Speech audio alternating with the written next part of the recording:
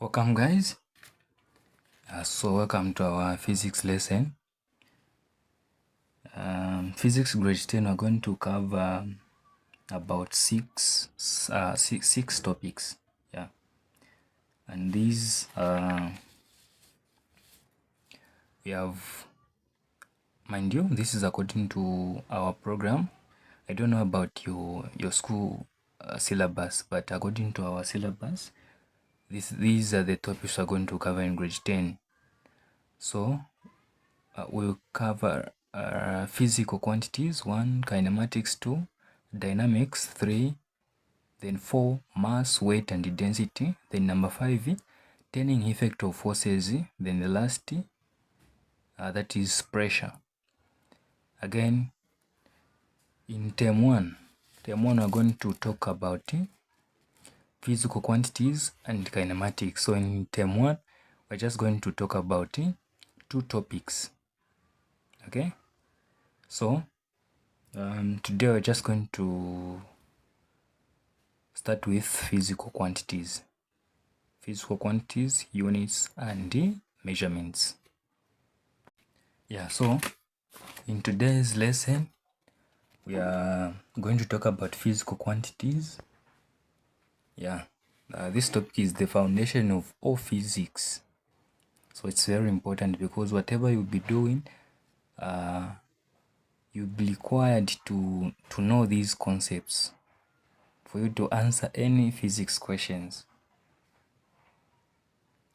Okay, so by the end of this lesson, you understand what they are, their classifications, and why they matter. Okay? Or in short, by the end of this lesson, you will be able to answer these questions. The first one, what are physical quantities? What are their qualifications? What are units? What are SI units? You even get the concept on prefixes. You know what prefixes are. Yeah, that's where we're going to end by for today's lesson. That's where we are going to end from. So let's begin. We'll start by answering the first question. What are physical quantities? What are physical quantities? So in simple words, we can say physical quantities is anything we can measure. Just anything that you are able to measure. That's a physical quantity. Okay, so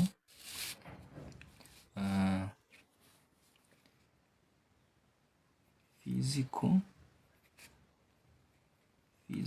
quantities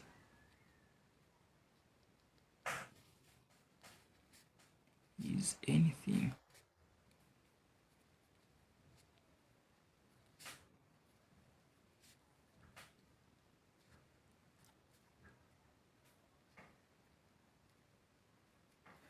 you are able to measure.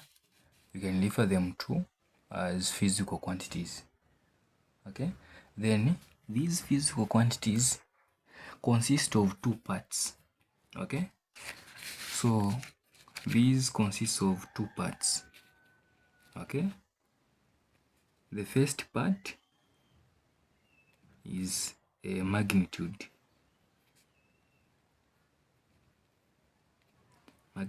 or a number. Then the second part is what we call unit. So it consists of magnitude and unit. Okay, so for example, a bottle is containing 2 liters. Okay, so a bottle is containing 2 liters. So from here, a 2 is a magnitude or number, then liters, these are units.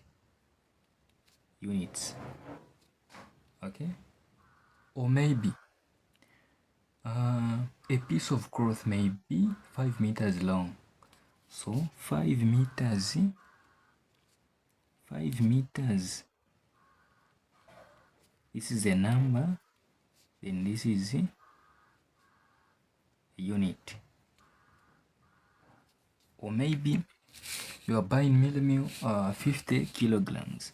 So 50 kilograms, this is a number or magnitude, then this is a unit. So any physical quantity contains or consists of two parts, the magnitude and a number, because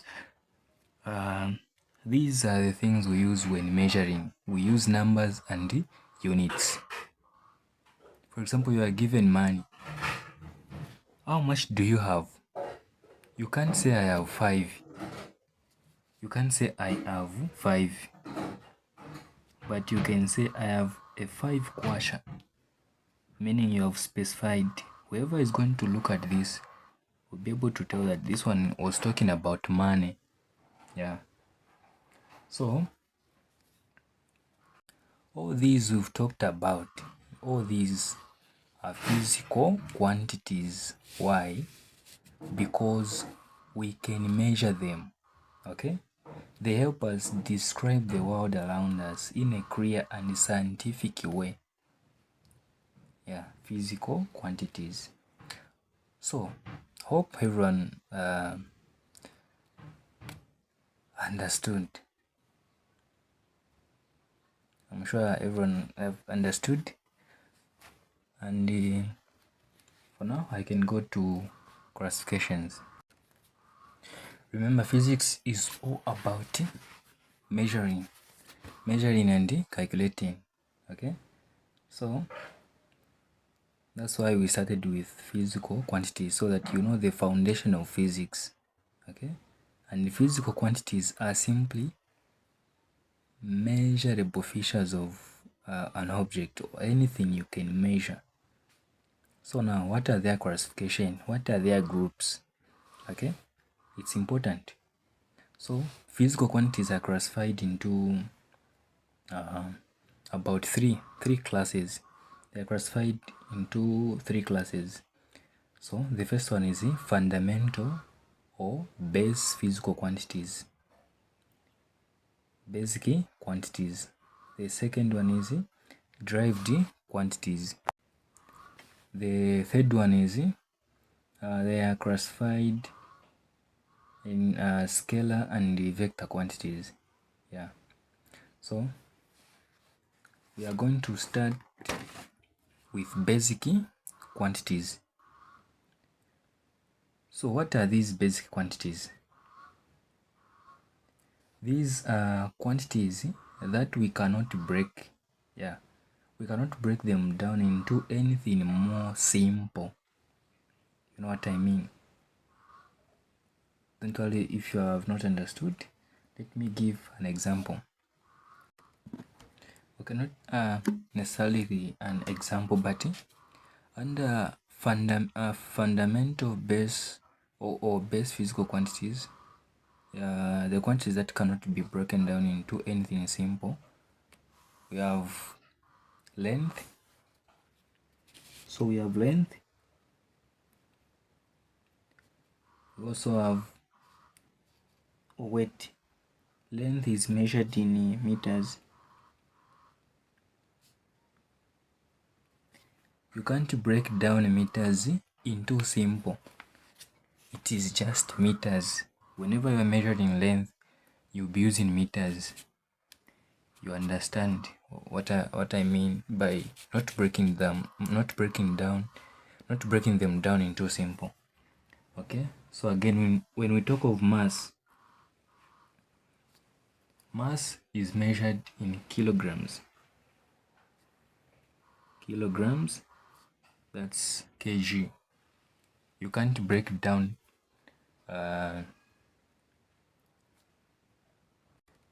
kilograms into simple. Again, we have time. measured in seconds, that's S. Then we also have temperature.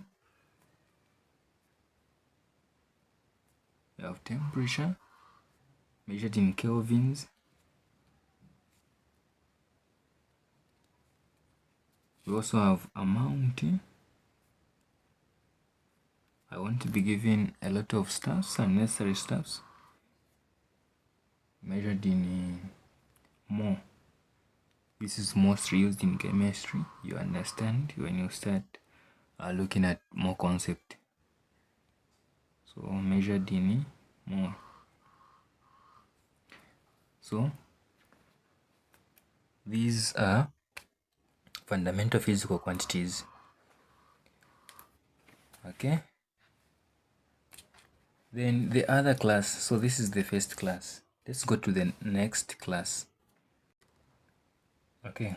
So the next class is the derived quantities or units or quantities.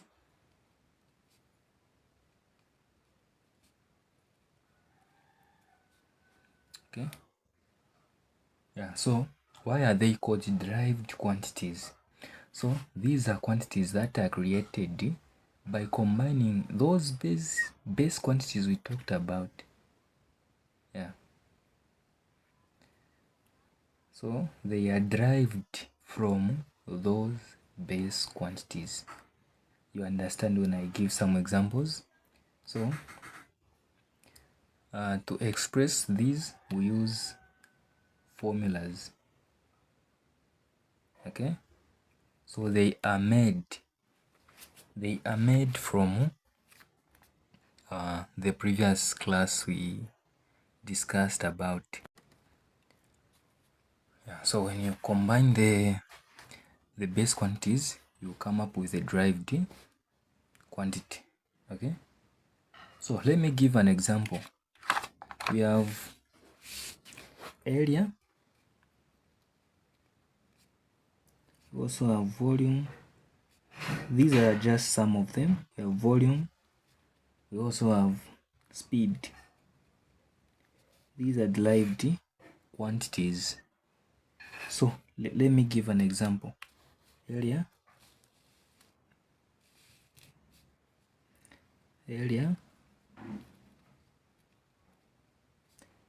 the formula for area is equal to length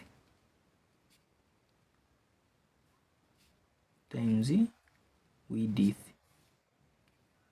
This is the formula for area. So using this formula, you can come up with the units for area. How? So we said length is measured in meters. So meaning here we have meters. Width is also distance, and length is also distance. So length and width, we are just talking about the distance. Okay, so it is also measured in meters. I'm sure you get it. So when we multiply m times m, we are going to get, we're going to say m times m, we're going to get m squared. So these, meaning these are units for area. I'm sure now you get the concept, because we are combining, this is the base and this is the base quantity. This is length and this is length. Combining them, we come up with the area. And we come up with the unit meters cubic meters squared. Okay, so let's now go to volume. So volume is equal to length times width times height. Okay, so length is measured in meters, width is also measured in meters, height is also measured in meters. Okay, so what are we coming up with? When we multiply meters, m times m times m, we are going to come up with cubic meters, meaning these are units for volume. So this is how we derive units for derived quantities. Let's talk about speed. Speed is equal to distance divided by time. I'm sure everyone knows this one.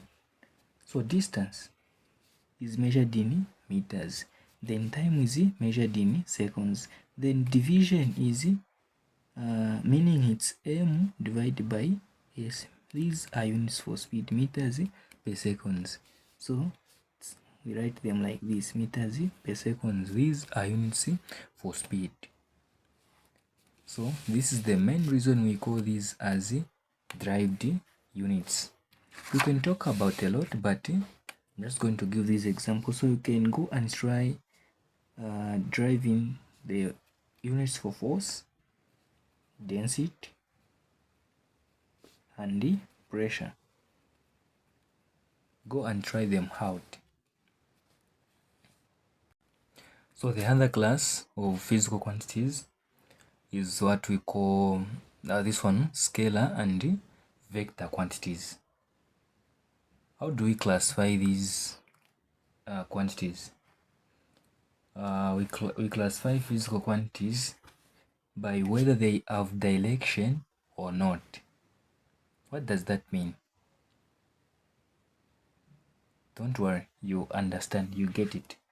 In fact, that's the main reason why I'm here, is to make you understand everything. So let's start with scalar quantities.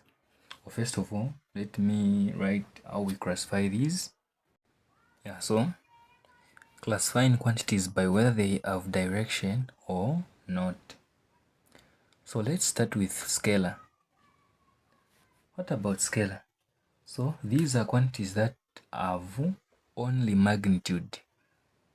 Remember when we were talking about, when I introduced physical quantities, we said physical quantities consist of two parts, the number and the unit. Then we said the number can also be called can also be referred to as magnitude. So now here they are saying scalar quantities are those quantities that have only magnitude. Remember, we're talking about magnitude and direction. So these scalar quantities consist of only magnitude. For example, mass is a scalar quantity. So we have mass, for example, 10 kg. This is the magnitude. Okay, then temperature.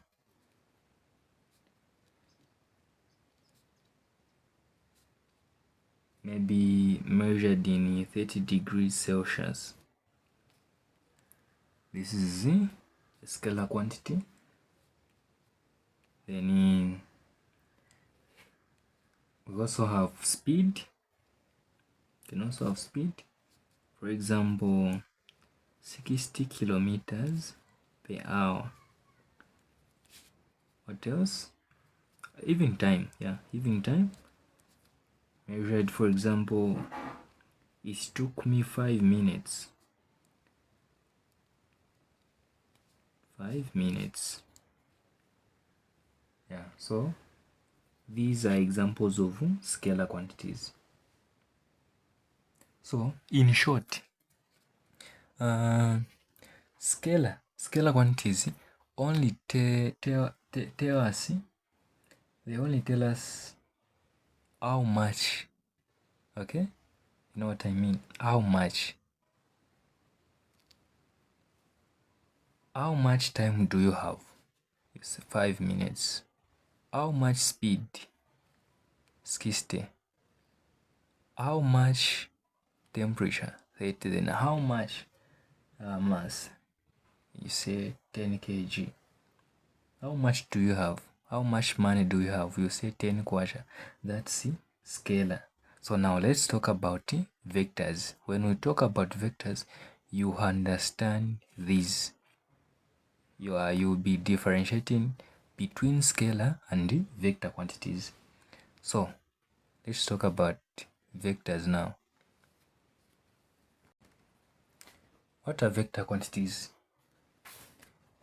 These are quantities that have both magnitude and direction. Then on scalar we said they only have magnitude. These things usually come in exams. Yeah, they are not for jokes. You can start studying for exam right now. These things come. Trust me. They usually ask differentiate between scalar. In fact, even in your tests, you'll be asked to differentiate between scalar and vector quantities. So you simply say scalar quantity are quantities that have only magnitude. Then vector quantities are quantities that have both magnitude and direction. Maybe you can even be even asked to give some examples, or maybe they combine them, then they tell you from the list which ones are scalar and which ones are vector quantities. Maybe it's multiple choice, anything. So you need to understand these things carefully. So now why are we saying they have both magnitude and direction? Okay, so let me give you some examples. Here are some of the examples. So the first one we have force. Yeah, so force, pushing a table forward. You see, so forward is direction. Number 2, velocity, car moving 40 kilometers per hour north. Have you seen? So this is magnitude. This magnitude, and this is direction.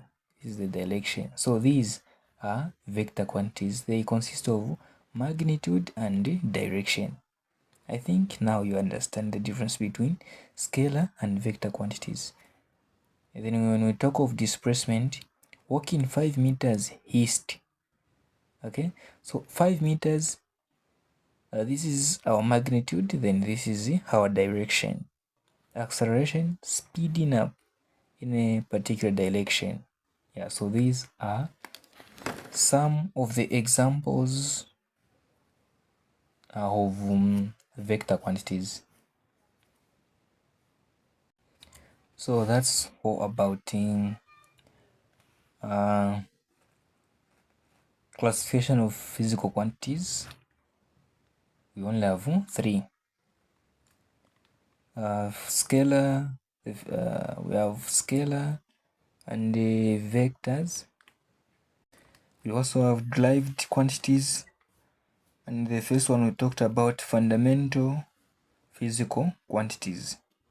Fundamental physical quantities are those that cannot be broken down or into anything more simple than they are.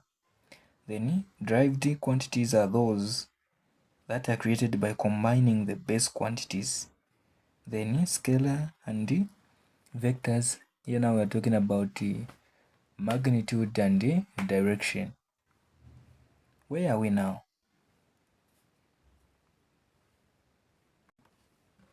Where are we? So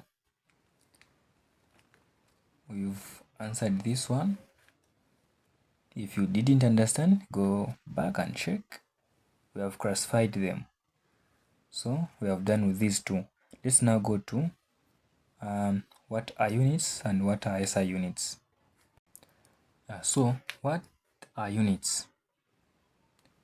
What are units? Okay, so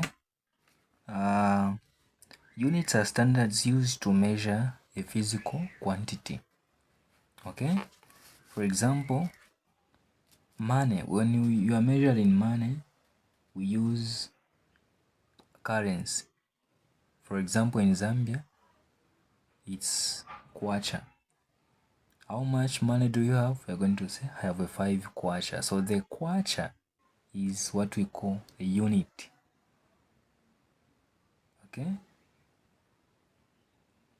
so units are standards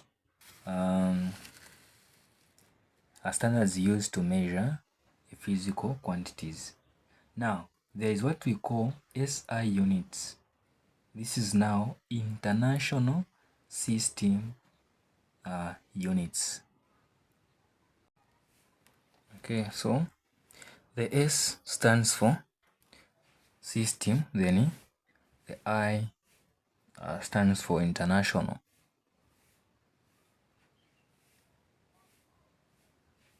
So for example, we have length. Length is measured in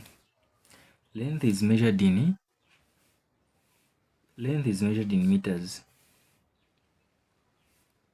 This is the international system. Then mass is measured in kilograms. Then time is measured in seconds. The other one is temperature. Temperature is measured in Kelvin. We can even have the other one, that's force. Force is measured in newtons. Force is measured in newtons. Now, why are we saying these are SI units? Remember, SI units are international system units. So why are we calling these as SI units? The reason is very simple. So when in Zambia when you are measuring length in Zambia, we use meters. But they are called SI units because even if you go to America, even if you go wherever you go, they use meters. Same applies to mass.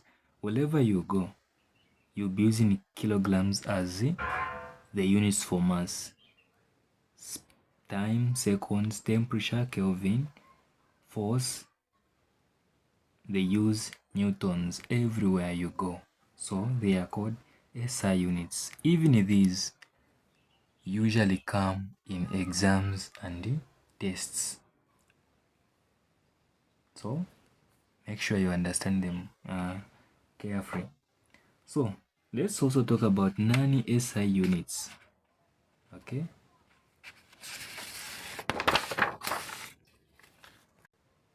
So non-SI units, for example, length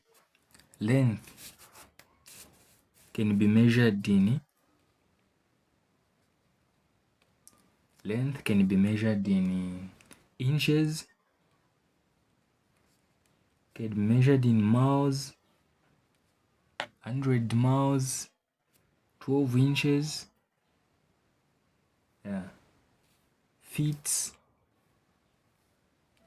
So these are not SI units because maybe you come in Zambia, you measure length in inches. Maybe you go somewhere, they use miles. For example, here you use miles, somewhere they use kilometers, somewhere they use meters. You go maybe in Congo, you find that they use feet. Okay, so that's not international system. Why? Because they are not they can be used differently according to the country. Okay, so we also have pounds.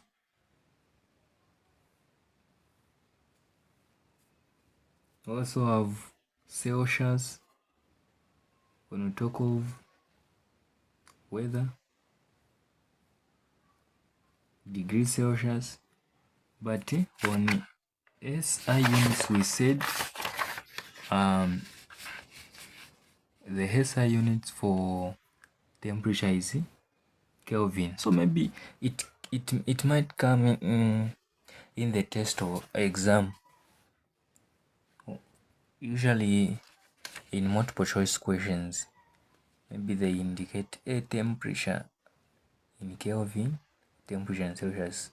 If they want you to pick the SI unit, you need to master these. You need to know these very well so that you can recall during your tests or exams. So this is all about units. If you want the notes, feel free to inbox me. Let's now go to the last part of our lesson. Yeah, so the last part of our lesson in this video is prefixes or multipliers. Okay, what are they, or what are they used for? What are their importance? So prefixes helps us express very large or very small quantities more conveniently. Okay, they help us express very large or very small quantities more conveniently. Remember the meaning of the word pre. This can mean before. So prefixes come before the unit. Let me show you. So this is how they help us to express very large or very small quantities more conveniently. For example, we have kilo. Kilo means 1000. Okay, so when kilo is combined with meters, it makes kilometers. So kilometers means 1000 meters. Okay, know what I mean? Then centimeters means 1 divided by 100. So when you say centimeters, you combine cent and meters, meaning you are dividing 1 by 100, then meters. When we say milli, milli means 1 divided by 1000. You are going to get this just like that. So these are what we call prefixes.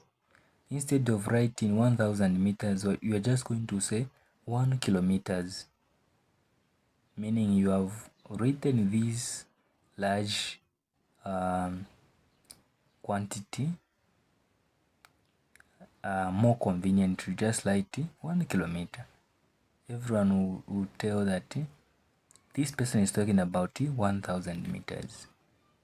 That's all. For example, buying 2 kg of sugar, 100 MB. 100 MB, M means mega. Then B stands for bytes. Okay, I bought 100 MBs of data bundles. If we were to write this 100 into bytes, it's a very very large quantity. But writing it more convenient, you just say 100 MBs. Or I bought a memory card of 2 GB. if you were to write that in bytes, it's a very large amount of space. So to write it more conveniently, we're just going to say 2 GB. So that's a use of prefixes. Very, very, very important topic in physics. Okay, so we are not going to go further. We're just going to end from here. We'll continue in the second lesson. We are going to go deeper now. So this is the introduction of what we'll be talking about in physics. Yeah, so at the end of the topic, I'll share some questions. We answer some questions. So this is more like the introduction. So that's our full lesson on physical quantities today. We've learned what they are, how we classify them, the units used, and the prefixes that make measurements easier. In short, what I can say, physical quantities is more like the language of physics, the language that physics uses. You know what I mean? Like I said, it's a foundation of physics. So whatever you will be doing, you will be requiring these concepts because it's a language. More like you are going to Congo. For you to understand everything in Congo, you need to know their language so that when they are talking, you're able to get what they are saying. So master them and everything else becomes easier and clear. Good day.